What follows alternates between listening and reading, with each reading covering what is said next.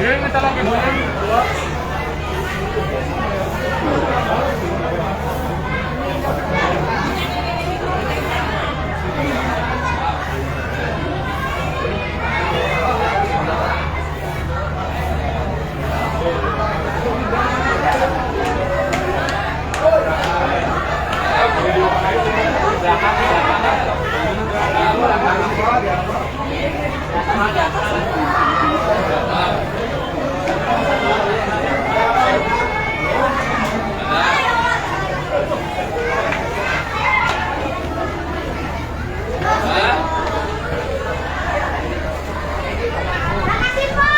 Ya, sama-sama.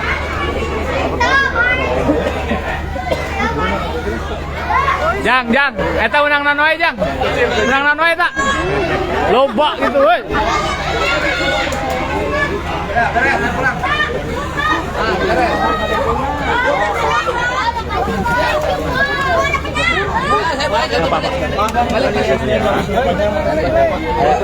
Bapak kita Ya gini kan kalimatnya kan sudah jelas bahwa di situ yang memiliki potensi menimbulkan bencana baik banjir maupun longsor. Kan kepala daerah, kepala BPM PSP di setiap kabupaten kan ada bidang tata ruangnya, dia sudah harus bisa menghitung. Tetapi untuk seluruh rangkaian itu kan kita sudah meminta nih sekarang bidang tata ruang provinsi untuk berkoordinasi dan memetakan. Ini kan tujuannya mitigasi bencana. Saya berikan contoh misalnya di Bekasi, kita kan terus bongkar daerah aliran sungai, Bangli kita angkat. Tetapi kalau di Kerawang, Bekasi, terus-terusan daerah-daerah rawa dan sawahnya diuruk, ya tidak akan selesai. Nah problemnya menurut saya dua ya. Gini, ini kan ada dua pola pengembang. Satu pengembang kelas atas melahirkan rumah mewah, yang kedua pengembang yang melahirkan rumah sederhana atau sangat sederhana. Itu polanya beda. Yang pengembang yang melahirkan rumah mewah itu diuruk, taikin, kemudian bikin danau, sehingga mereka nggak banjir.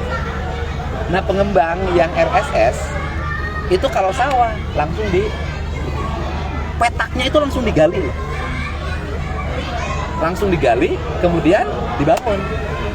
Setelah selesai, ditinggalkan. Apa yang terjadi? Besok banjir, fasilitas umumnya tidak ada, fasilitas pendidikannya tidak ada. Kepala daerah dengan anggaran yang sangat terbatas hari ini mengalami beban yang sangat berat. Ini yang mari kita bicarakan agar penyediaan perumahan pemukiman selaras dengan tingkat keharmonian alam. Yang berikutnya juga kita tahu deh, yang di Bekasi ini sekarang yang banjir-banjir siapa? Rumah. Ketika rumahnya banjir teriak kemana? Pak Dede, kumaha? Iya Pak Dede. Kan begitu. Nah saya ingin memetakan ini dengan baik. Kemudian sekarang di daerah Bandung. Bandung juga sama kan? Sawah, rawa. Yang terjadi. Kemudian perumahan mewah menguruk. Membuat danau sendiri, membangun kanal air langsung ke Citarum. Apa yang terjadi? Yang mewahnya nggak banjir, lingkarannya ini banjir. Nah, geser lagi, sekarang perumahan di Bandung sudah naik ke atas. Contoh kasus yang desa kemarin, Arjasari. Itu sebenarnya kan sebelumnya sudah belah tanahnya dan sudah diingatkan. Di sampingnya, di Arjasari ini banjir perumahan.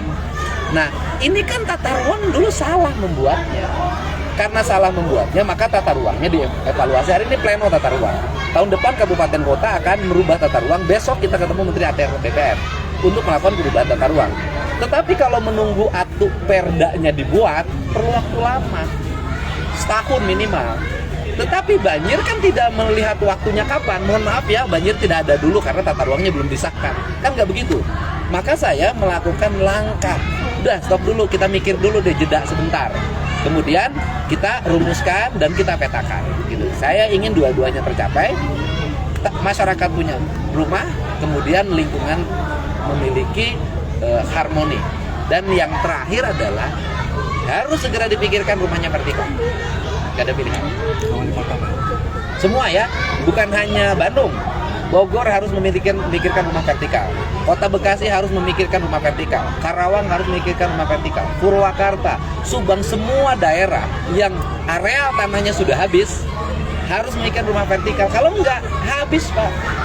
Nanti kalau habis semua, rawa habis semua, sawah habis semua, kemudian daerah bukit habis semua, daerah aliran sungai habis semua, mohon maaf ya, nanti suatu saat ada siklus bencana yang terjadi.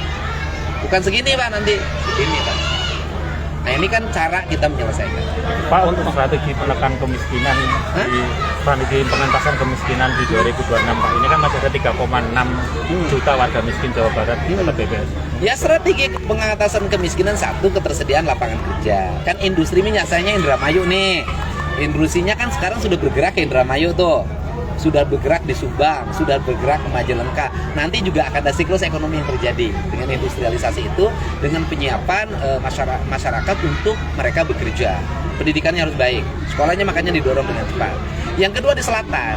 Selatan tuh problemnya sederhana, adalah mereka yang kerja di kebun sayur, mereka di kebun teh, rata-rata upahnya di bawah 30.000. Makanya pemerintah provinsi hari ini membuat skema. Mereka itu misalnya asalnya petani pemetik. Harapan saya nanti adalah menjadi petani penggarap. Tetap komoditinya teh, tetap komoditinya karet, tetap komoditinya pinus, gitu loh. Tidak boleh berubah. Tetapi beda dong antara asalnya pemetik kemudian menjadi penggarap, kualitasnya beda. Nah, problem hari ini garapan itu adalah seringkali ketika ada garapan, kemudian garapannya dijual pada orang lain, dikolektifkan oleh orang kaya. Akhirnya mereka tetap menjadi kuli. Kasus di Pangalengan, di Ciwidey, rata-rata mereka adalah kuli nanam sayur, bukan pemilik kebun sayur. Maka sekarang pemerintah provinsi mencoba untuk membicarakan dengan semuanya yang hari ini mempunyai areal tanah, baik HGU maupun perhutani. Maka kita akan mengarahkan pada mereka, Pemprov membiayai melakukan penanaman sampai berproduksi, dan mereka nanti menjadi petani penggarap, tetapi lahan garapannya sudah siap dengan tanaman yang berproduksi. Upahan Pak. Ya sudah ada hari ini kan, regulasinya sudah Zoom dengan Mendagri tadi ke Disnaker, paling lambat diputuskan tanggal 24. Dan kita nunggu dulu dong rapatnya. Kan rapat tripartitnya. Kita nunggu rapat tripartit ke UMK kan diputuskan oleh mereka yang bermusyawarah. Ya kita minta mereka untuk bermusyawarah. Saya kan tinggal menetapkan berdasarkan kesepakatan. Tapi buruhnya udah menolak tadi Pak. Buruhnya udah langsung menolak dan akan melakukan aksi gitu Pak. Kenapa? Buruhnya sudah langsung menolak RPP. Apa? RPP yang ditetapkan oleh Kemenaker.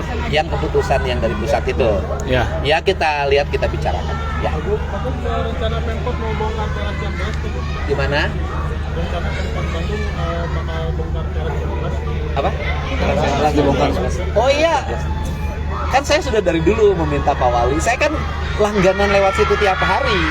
Jadi begini deh, boleh saya sebagai warga Kota Bandung loh, KTP saya Kota Bandung, bukan sebagai gubernur.